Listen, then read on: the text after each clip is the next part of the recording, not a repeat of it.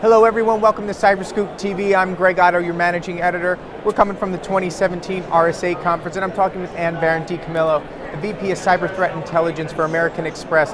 Ann, thanks for joining us today. Thank you for having me. So I also want to talk about your old role, sort of the in-between role. You used to be head of US CERT. I would love to hear about, pulling from both the public sector and the private sector, how important public-private partnerships are for the greater cybersecurity of the country. So fundamental, the importance of those cyber partnerships between communities of interest, but also the public-private partnerships are going to be, it's really going to be what's going to help us with our next cyber event. You know, one person's detection is another person's prevention, and the bidirectional communication aspect of that becomes even more critical. I think information sharing initiatives have been around for a while, and I think we're learning and evolving those, and we're getting better contextual data around how we share information. And I think the partnerships that you're seeing evolve are actually listening to one another, and that's where you're seeing the benefit and the real improvements that are being made is around those information sharing initiatives that actually are deriving and listening to one another and getting to what is the goal of protecting safer, stronger internet for all of Americans. Right. So we have the ISACs, but you see the Icehouse as being fundamental to propping up the greater cybersecurity. I agree, because ISACs can be really limiting in that you're part of a critical infrastructure sector or you're not, right? And so it doesn't actually account for everybody that's part of the cyberspace. You know, the cyber community is much larger than 16 critical infrastructure sectors. Right.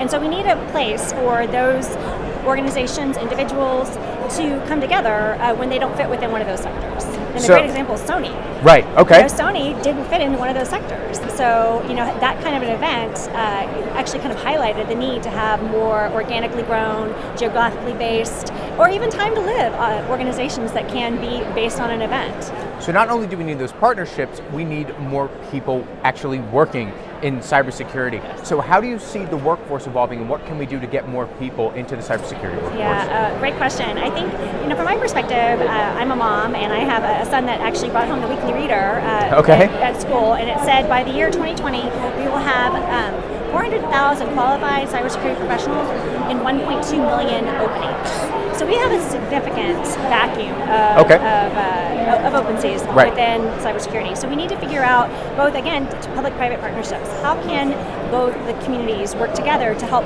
create that pipeline of talent that we need? And I think we've got to look towards demystifying what cyber is and demystifying what it is to be within our industry. I think there's a lot of folklore out there that we are a bunch of guys in hoodies, and that we eat pizza and donuts, and that's it's a great part of my diet, and I love it. But we need to really start working on educating or getting the educational institutions at a younger age, not just in high school, not just in college, but even into junior highs and middle schools, and working with them to kind of help them understand what it is we do in cyber. We're all on the internet. We all are connected to our devices at all times. What aspect of that can translate to something that they might be interested in doing, and really try to create that spark of interest that right now I think is really off-putting to a large portion of the population. So you talked about that folklore, the dark hoodie, people sitting in the basement, pounding away lines of code, and reading the headlines as well, it seems to be a pessimistic time in cybersecurity. Is there anything that we could be optimistic about? Yes, of course. There's a lot of things to be optimistic about. You touched on it a little bit already with information sharing initiatives. But the other aspect, I look back at my own career. Back in 2008, I was at DoD, and I ran an insider threat program, and I ran a honeypot program. And the capabilities we had to instrument those programs and where we are today, and what we can do in deceptive grid technology, and where insider threat programs are today, and the evolution associated with technology, and how those things have evolved to actually be much more influential and much more effective.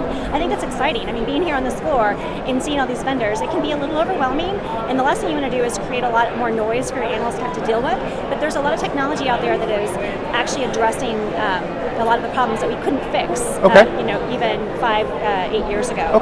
You see the evolution of technology and its ability to detect, to alert, and then to correlate that information so that analysts can have more actionable data to follow up with next steps. Great. Ann, thanks for stopping by. I appreciate your insight. Thanks so much for having me.